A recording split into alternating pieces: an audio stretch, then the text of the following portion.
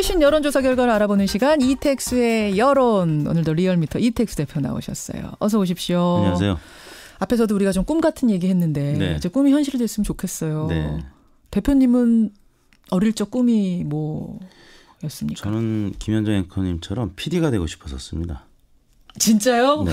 라디오 PD, TV PD. 뭐 어느 거나. 와, 이거 저 처음 듣는 얘기인데. 어릴 적에는 이제 네. 뭐 개그 콘서트 같은 그런 유머 코미디 PD 였다가 이제 예. 대학교 가면서부터는 예. 이제 이런 보도나 교양 쪽. 와. 이제 그 일을 김현정 앵커님이 하고 계시네요. 그래서 여기 부지런히 나오시는 거군요. 방송에 대한 펼치지 못한 꿈을 좀 펼쳐보시려고. 네, 어쩐지 우리 네. 이 대표님이 방송 감각이 있으시더라고요. 이 남다른. 와. 네. 이택수 대표의 꿈은 PD. 네. 처음 말씀하시는 거 아니에요? 이거 어디서? 그렇죠. 방송에서 처음 얘기하는 거. 이렇게 수줍어하세요? 저도 꿈이 라디오 PD였거든요. 저도 이제 이뤘어요. 이뤘는데 네. 다만 음악 PD가 되고 싶었는데 시사 네. PD가 된 그거 하나가 좀 에러. 네. 노래도 잘하시는데. 그건 비밀로. 그나저나 요즘 학생들 장래희망 조사하면 뭐가 많이 나온대요? 2017년에 네. 그 직업능력개발원이 조사한 바에 따르면은 교사가 1위고요. 그다음에 운동선수, 의사, 또 요리사가 4위로 나왔고, 요리사, 네, 경찰, 또 가수가 6위, 법조인, 또 프로게이머, 네. 제빵사, 과학자. 보니까 정치인이 없네요. 그러니까 저도 그 얘기를 좀 네. 하려고 했던 것이 저 어릴 때는 그래도 열에 하나 정도는 뭐 정치인, 뭐 국회의원, 네. 대통령 이런 얘기들 했거든요. 네. 근데 요즘은 통 못 봤어요. 그런 친구들. 그렇습니다. 그 중학교나 고등학교 학생들한테는 그래도 공무원 뭐 이런 부분도 있는데 초등학교는 네, 근처에도 못 갔네요. 근처. 네. 그러니까 이게 사실은 정치 혐오 현상이라는 게 결코 좋은 게 아닌데 결코 네. 바람직한 게 아닌데 지금 분위기들 보면은 사실상 우리 사회 어린이부터 노인들까지 정치 네. 혐오 현상이 팽배해요. 그렇습니다.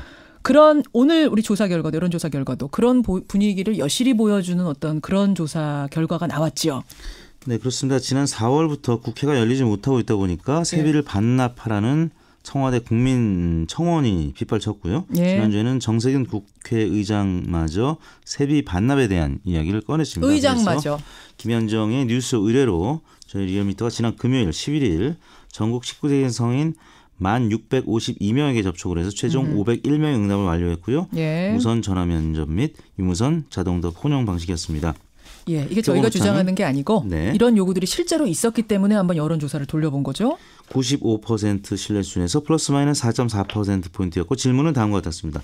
여야 갈등이 이어지면서 4월부터 국회가 열리지 못하고 있는 가운데 국회의원에게도 무노동, 무임금 원칙을 적용해서 세비 반납을 추진해야 한다는 의견과 국회가 열리지 않더라도 의원들이 정치활동을 하고 있으므로 세비는 지급해야 한다는 의견이 있습니다. 선생님께서는 국회의원의 세비 지급 여부에 대해서 어떻게 생각하십니까? 예, 1번. 무노동, 무임금 원칙을 적용해서 세비를 반납해야 한다. 2번. 정치활동을 하고 있으므로 세비는 지급해야 한다. 예. 3번 잘 모르겠다. 잘 모르겠다. 했는데요. 조사 결과 뭐 어떻게 나왔을지 대강 감이 잡혀요. 네. 반납해야 된다. 세비를 반납해야 된다. 81.3%. 반납해야 된다가 81.3%? 네. 정치활동을 하고 있으므로 세비는 지급해야 한다. 13.2%. 아니 사실은 뭐 저는 이제 세비 반납해야 된다는 쪽이 많이 나올 거라고 예상은 네. 했는데 네. 81.3%는 근래 들어서 여론조사 우리 항상 월요일마다 하는데 이 정도 수치는 저 처음 본 것 같은데 심지어는 여러분 미투 운동 그 무렵에 한창 할 네. 무렵에 미투 운동을 지지한다도 75% 나왔었거든요. 네. 근데 국회의원 세비 반납이 81.3%가 나왔어요. 네. 상당히 국민들의 분노가 지금 크게 달하고 있는 것이 아닌가 싶습니다. 국회의원에 대한 불신이 이 정도라는 거는 정말 네. 정치인들이 뼈 아프게 생각해야 될 문제네요. 네. 그렇죠.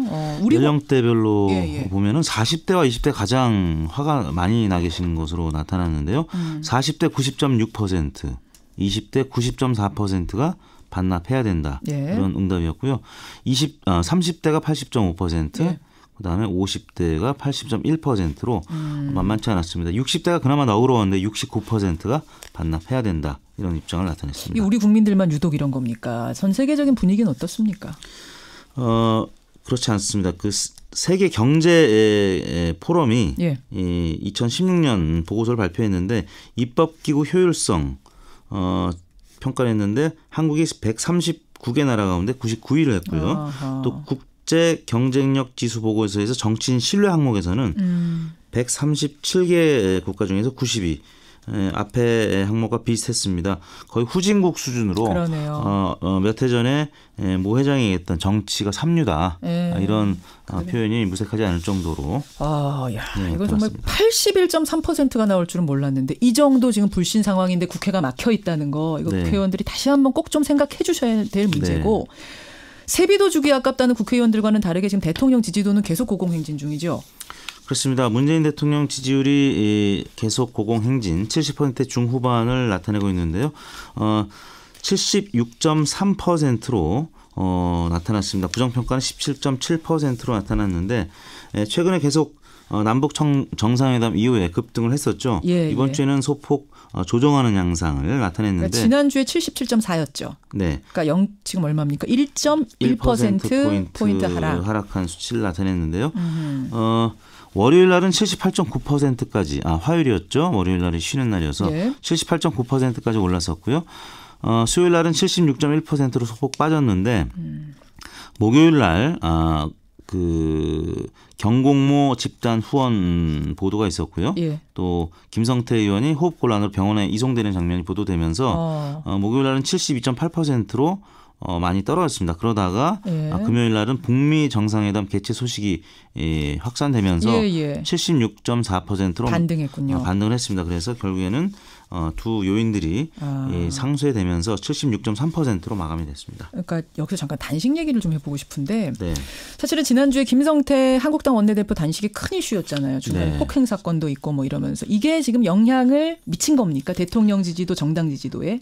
그렇습니다. 지금 문재인 대통령 지지율이 70% 후반으로 나온다는 거는 진보층은 물론이고 중도 그리고 보수층까지 그러니까 이른바 60대 이상이나 대구 경북 지지층도 지지를 보내왔었는데 김성태 의원의 이 호흡곤란 병원 이송 소식은 보수층 일부를 이탈시키는 그런 효과를 나타낸다는 거죠. 그러니까 진보층은 영향 크게 받지 않지만 보수층은 일부 영향을 받고 있는 그런 양상을. 그러니까 사실은 여권 지지층이라든지 혹은 범진보층에서는 아니 뭘 김성태 원내대표 저 정도 가지고 저렇게 쓰러지고 뭐 좀 오버 아니냐 이런 얘기도 나왔고 특히 양갱 가지고 회유했다는 그 부분에 대해서 뭐 패러디가 돌아다닐 정도로 좀 조롱거리도 됐거든요. 비웃음거리도.